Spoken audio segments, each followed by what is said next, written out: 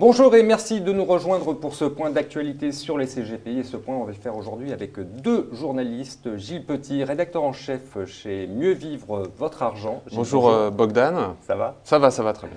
Et Jérôme Porrier qui travaille au Monde, qui est journaliste bien sûr. Jérôme, ça va? Bonjour Bogdan, très heureux d'être avec toi aujourd'hui, avec vous.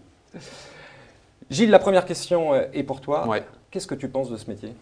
C'est un métier formidable parce que finalement, les banques nous ont prouvé ces 20 et 30 dernières années qu'elles n'étaient pas forcément là pour servir leurs clients, mais plutôt pour remplir leurs poches.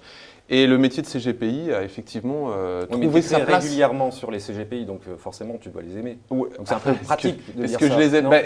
J'ai appris à les connaître déjà, Ouais. et j'avoue que ce sont des gens qui sont pour la plupart très très compétents. Ouais. Et surtout qui remplissent un trou qu'a laissé béant les banques, qui est que finalement le conseil, si vous voulez en avoir au guichet de votre banque, c'est quand même très compliqué. On veut bien vous vendre un produit, mais il ne faut pas demander trop d'explications derrière. Le CGPI est là justement pour éclairer son client et l'accompagner pas à pas. Donc CGPI, oui. Jérôme? Oui, je suis d'accord avec Gilles. C'est clair que les CGP répondent à un besoin. Le I de CGP veut dire indépendant. Quand on va au guichet de sa banque, on sait ce qui se passe. La plupart du temps, on essaie de nous refourguer les produits maison, pas toujours les produits qui sont adaptés à ses besoins. Le CGP, lui, est indépendant. Maintenant, je ferai quand même une petite réserve. La profession est loin d'être standardisée, de fournir des services de qualité uniforme. Ce dont on s'aperçoit, c'est que c'est comme dans toutes les professions. Il y a des bons et des mauvais chasseurs, il y a des bons et des mauvais CGPI. Tu penses que c'est un métier d'avenir? C'est, je pense, un métier d'avenir. C'est-à-dire que tant que les banques n'apporteront pas la qualité de service que réclament les clients, et ils sont loin de le faire, puisque je ne sais pas combien, en moyenne en France, un chargé de clientèle d'une banque a de clients, mais il me semble que c'est plusieurs centaines, on ne va pas être loin de 1000. Dans de telles conditions, c'est impossible d'apporter une qualité de service satisfaisante. Alors après, un CGPI, il a beaucoup moins de clients dont il s'occupe, il peut apporter une meilleure qualité. Donc oui, c'est une profession d'avenir. Et Gilles, tu penses que le fait d'avoir beaucoup de clients, d'être souvent seul, voire à deux, c'est pas un handicap? C'est quand même plus rassurant d'être dans une banque. Ah oui, ça dépend. Ouais. Et quand on voit ce qui se passe au guichet de certaines banques, c'est pas très rassurant d'être dans une banque. Non. Le CGPI. Mais d'aller dans un petit cabinet, une personne qui vous reçoit. Oui, mais c'est quelqu'un avec qui vous allez nouer une relation de confiance. Le problème au guichet d'une banque, il est simple, c'est que votre conseiller clientèle change quand même très régulièrement. Et donc on s'y retrouve jamais. La personne que vous avez vue il y a 6 mois, des fois elle a été transférée dans une autre agence, tandis que le CGPI, il est dans son cabinet, il est peut-être tout seul, ils sont peut-être 2, ils sont peut-être une dizaine, mais il est toujours là, il a pignon sur rue et vous pouvez le consulter dès que vous en avez besoin. Donc il y a cette qualité de service qui reste et qui va demeurer.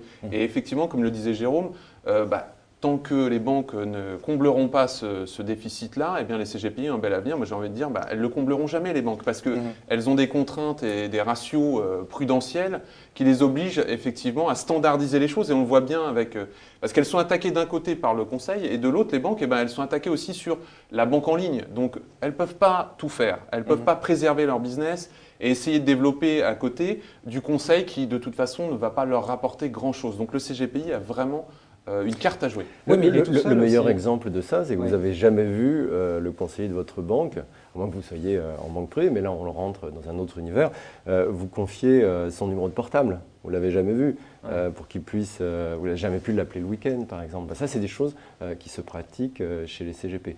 Alors maintenant, il y a quand même des limites. Ce dont on s'aperçoit, c'est que la moitié de la profession en nombre est représentée par des petits CGP indépendants qui comptent 1 ou 2 salariés. Et on ne peut pas demander à une personne d'être compétente dans tous les domaines, d'être compétente. Justement, j'allais dire, alors comment fait-on? Parce que l'univers interprofessionnalité, très large. Interprofessionnalité. Oui, le CGPI, c'est aussi quelqu'un... Quand tu vas voir un CGP, moi je veux voir un CGP. S'il me dit, oui, mais moi je ne travaille pas tout seul, je travaille avec un notaire, je travaille avec un avocat, je travaille avec un fiscaliste. Mais je ne connais pas ces gens-là. Mais c'est pas grave parce que c'est des gens avec qui il a confiance, avec qui il a peut-être noué déjà des relations et avec qui il a développé du business. Si vous allez en banque privée, ça sera la même chose. Votre banquier privé, il a un ingénieur patrimonial derrière, il a, si besoin, un avocat qui va intervenir. C'est la même chose. La différence avec un CGPI, c'est que le niveau d'intervention pour le patrimoine d'un particulier est est abaissé. Si vous allez en banque privée et que vous avez que 100 000 euros, ça ne va pas vous servir à grand chose de faire de la banque privée.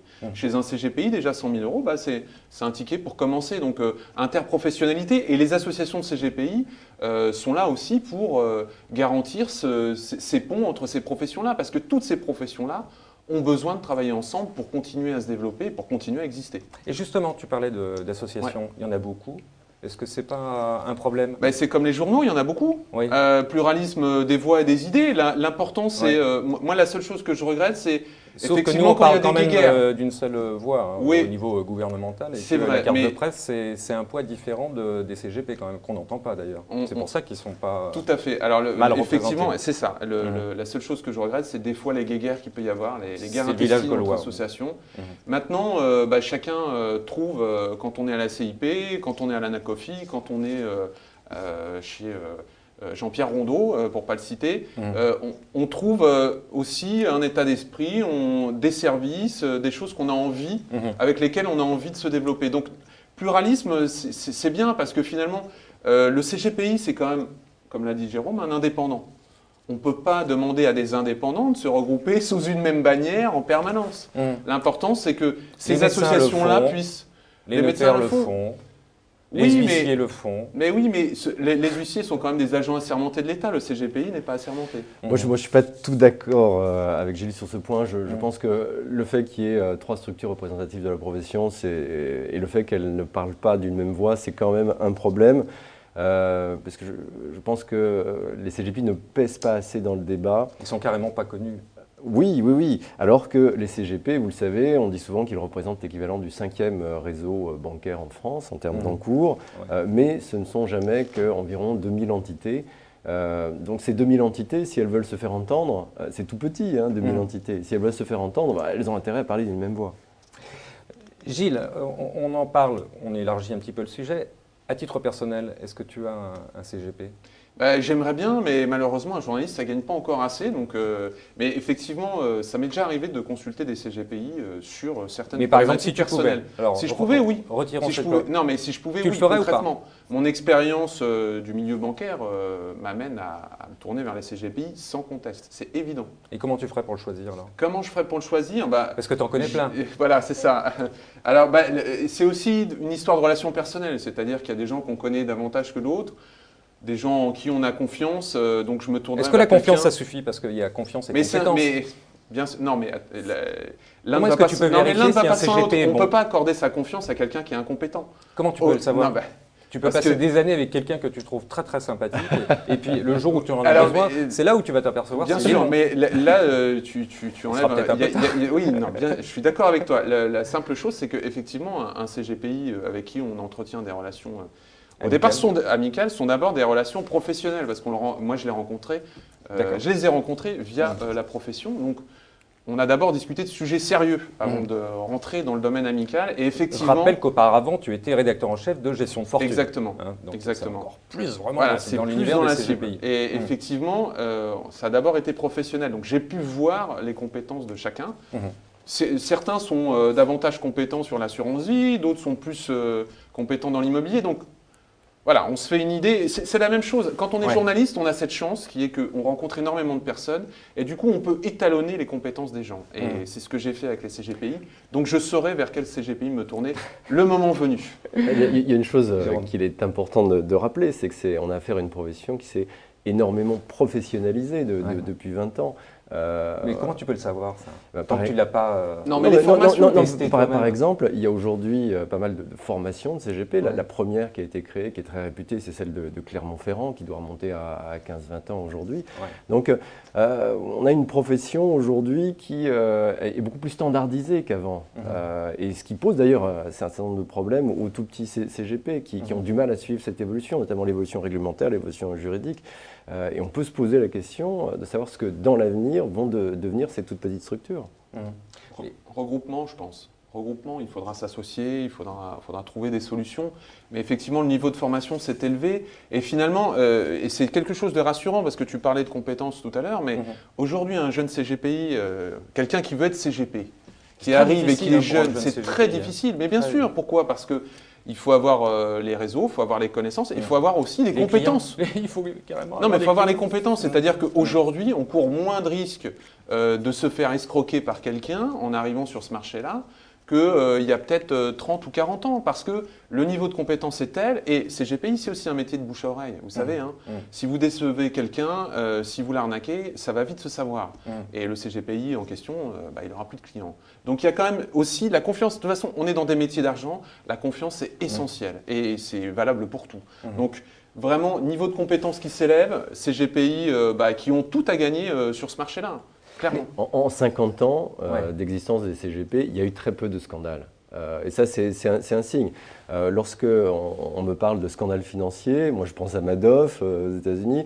En France, il y a eu quelques ventes dans les grands réseaux de produits financiers qui ont donné lieu à des condamnations. On se rappelle notamment des caisses d'épargne, on se rappelle de la Poste. Mais du côté des CGP, il y a eu très peu de gros scandales. Donc on peut considérer. Donc, t'en déduis qu'ils font bien le travail. On peut considérer qu'ils ont un track record. Est-ce que tu as interrogé des particuliers, des consommateurs justement, des clients de CGP on le fait souvent. On le fait souvent. La clientèle privilégiée des CGP, c'est quand même beaucoup la bourgeoisie des villes de province. Nous, en tant que journalistes parisiens, on ne les côtoie pas au quotidien, mais oui, ça nous arrive de les interroger, bien sûr. Et tu as un avis favorable donc, sur ça se ressent dans tes écrits ou pas ça mon avis ou est-ce que tu restes objectif? Oui, on essaie. Non, mais c'est une question importante parce que c'est vrai si on a de toute façon, comme le suggérait Gilles tout à l'heure, c'est une profession qui n'a pas le choix. Si elle veut continuer à exister, si vous voulez continuer à faire votre profession de CGP, vous êtes obligé d'obtenir des résultats. Sinon, votre client, il part l'année suivante. Mais ça, t'en sais rien en fait. Parce que quand on les interroge, on les connaît tous, on les interroge. C'est rare de parler justement de collecte, d'encours. Si on sait à la louche, ils vont nous dire tiens, j'ai 20 millions, j'ai 30 millions. Bogdan, comment est-ce qu'on peut vérifier ça? Tu l'as vérifié ça? Non, mais Bogdan, rappelle-toi la crise de 2000, l'éclatement de la bulle spéculative. Les CGP ont beaucoup souffert. Les encours des produits qui ont des actions ont chuté de façon extrêmement brutale. Ce dont on a pu s'apercevoir, c'est que lors de la crise plus récente, 2008-2009, il y a eu beaucoup moins d'à-coups, ça a été beaucoup mieux géré. Donc ça veut dire que les CGP ont appris de leurs erreurs des années 2000. Donc c'est pour ça que j'ai plutôt tendance à les considérer comme des gens compétents. Et moi gens compétents, je rebondis là-dessus, il faut quand même voir que les CGPI sont sollicités en permanence par les fournisseurs de produits. Donc d'un côté c'est très plaisant et je pense que tous les CGPI qui nous regarderont approuveront parce qu'on fait des voyages, on a des cadeaux, des choses comme ça, mais il faut quand même faire le tri parmi tous ces produits-là parce que un dernier scandale en date sur des manuscrits par exemple prouve que finalement des fois la pression est telle, on a la pression du fournisseur puis on a aussi la pression derrière du client, c'est-à-dire qui vient vous voir en disant je comprends pas, écoutez on promet 8 à 10% par an et vous ne me faites pas ce produit-là. Donc le CGPI a vraiment cette compétence et il a appris au fil du temps, effectivement, à résister à toutes ces pressions commerciales, y compris la pression du client qui, quand même, écoutez, je ne comprends pas, vous ne me faites que du 5%, on me promet du 15% à côté. Il y a une vraie compétence sur l'explication et sur la pédagogie auprès du client. Gilles, est-ce que tu trouves normal qu'aujourd'hui, la collecte se fasse sur 5 fonds, 5-6 grands fonds? Tu as à peu près 3000 CGP, tu as 150 asset managers. Tu as au moins 100 produits qui sont de très bonne qualité, tu as 5 fonds qui collectent. On est d'accord. Pourquoi? Tu trouves ça normal ou pas? Là, c'est la pression du client. C'est-à-dire qu'aujourd'hui, il faut quand même, on parlait des années 2000, le client, il ne veut pas perdre d'argent. Qu'est-ce que vous faites quand vous êtes CGPI? Est-ce que vous allez sortir d'un Carmignac Patrimoine tout de suite? Ou est-ce que vous allez prendre le temps? Est-ce que vous prenez un risque à aller sur Euros? Je ne crois pas vraiment. Mais à aller sur un fonds qui ferait 150 millions d'encours, d'une petite société de gestion qui se lance, ça va être plus compliqué. Donc le CGPI, c'est aussi quelqu'un qui doit pouvoir expliquer à son client, écoute, moi je vais temporiser, on va y aller doucement. Donc effectivement, la collecte se fait sur 5 fonds, mais on ne peut pas leur reprocher ça. Ils sont sur des fonds qui ont fait leurs preuves, des fonds qui peut-être aujourd'hui performent un petit peu moins bien, mais ce n'est pas la question. La question, c'est qu'aujourd'hui, on est dans une problématique de préservation du capital pour le client. Ça ne me choque pas parce que je suis client moi-même et je sais ce que je demanderai à mon CGPI en premier. C'est ne pas perdre d'argent, voir mon capital progresser. Voilà, l'affaire est close. Le jour où les gens deviendront un peu plus agressifs sur les placements, peut-être qu'on pourra en discuter, et là, on verra qu'effectivement, il y a d'autres Jérôme, toi, ça te choque ou pas? Non, ça ne me choque pas. En fait, la question que tu poses, la question sous-jacente que tu poses, Bogdan, c'est celle de l'indépendance des CGPI. Or, en l'occurrence… Pas forcément, mais ça m'interpelle quelque part. Pas d'indépendance, en aucune manière je ne remets en cause leur indépendance. Tu veux dire qu'il y a une certaine facilité du CGP à aller vers des produits un peu classe touriste si tu poses la question à un qui particulier, on dirait, tiens, ils sont 3000, il y a 150 produits, et quand tu regardes la collecte, il y a 5 fonds qui collectent. En fait, il y a deux questions qui sont posées. C'est soit, est-ce que le CGP, il a vraiment la compétence en matière de sélection de fonds? Est-ce qu'il connaît des centaines, des milliers de fonds? Je rappelle qu'il y en a à peu près plus de 5000 en Europe. Donc, aucun être humain n'est… Mais tu l'as dit tout à l'heure, ils sont compétents. Donc ça, on a acté le fait. Ou alors, est-ce que c'est la pression du client qui réclame tel produit, c'est ce que disait Gilles tout à l'heure, qui fait qu'on s'oriente vers du Carmignac? Est-ce qu'on s'oriente vers la financière de l'Échiquier? Moi, j'ai plutôt l'impression que c'est cette option-là qui correspond à la réalité. Et puis, il ne faut pas oublier quand même qu'à côté de ça, comme le disait Jérôme, il y a trop de produits. Enfin, la question sous-jacente que tu poses… c'est pas de leur faute. Ok, c'est pas de leur faute, mais un vrai CGPI, sur les contrats d'assurance vie, si on élargit le débat, s'il travaille sur 10 contrats, c'est très bien. Il y a énormément de produits et il y a trop de produits. Je veux dire, il y a inflation de produits aussi. Donc, CGPI, il ne va pas non plus aller se tourner et prendre un risque inutile pour son client. Ça, c'est le rôle du banquier qui va vous proposer le nouveau produit miracle qui vient de sortir et qui est merveilleux, avec qui on va gagner à tous les coups et avec qui on perd régulièrement à tous les coups. Ce n'est pas le rôle du CGPI.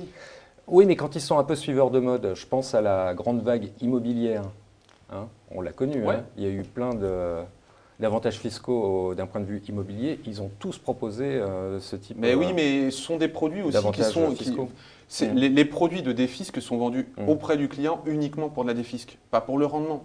Donc on ne peut pas reprocher ça. C'est le formatage des produits qui est comme ça. Et si Bercy donne son label sur ces produits-là, qu'est-ce que vous voulez que… C'est pas au CGPI d'intervenir là-dedans. Tu disais tout à l'heure pas trop de scandales, mais les derniers projets en matière immobilier, les tout derniers, les derniers… Tu veux parler du Pinel? Tu veux parler des SCPI? Du Pinel, mais avant le Pinel, il y a eu quand même… tu penses aux Robiens? Les fameux Robiens de la colère. Ouais. Oui, là effectivement… Là, je crois que certains savaient quand même qu'on était en bout de course, c'était plus très intéressant, et pourtant ils l'ont fait, ils continuaient.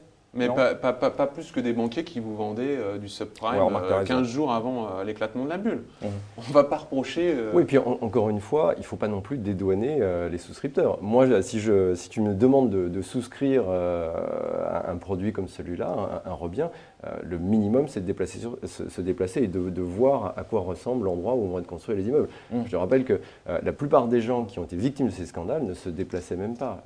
On peut pas. Ils faisaient confiance à leur CGP. On ne peut pas être un épargnant totalement passif. Moi, si c'est mon argent, je me déplace. Même si j'ai confiance dans mon CGPI, ça ne veut pas dire que je dois être un épargnant totalement passif. Je veux dire, moi, je dois challenger mon CGP. C'est un rapport, c'est un échange. C'est ça qui est intéressant. Eh bien justement, on aura l'occasion de les challenger tout au cours de l'année et de refaire ce type de débat, en tout cas je l'espère. Jérôme, merci beaucoup. Merci beaucoup. Gilles, avec plaisir. À bientôt.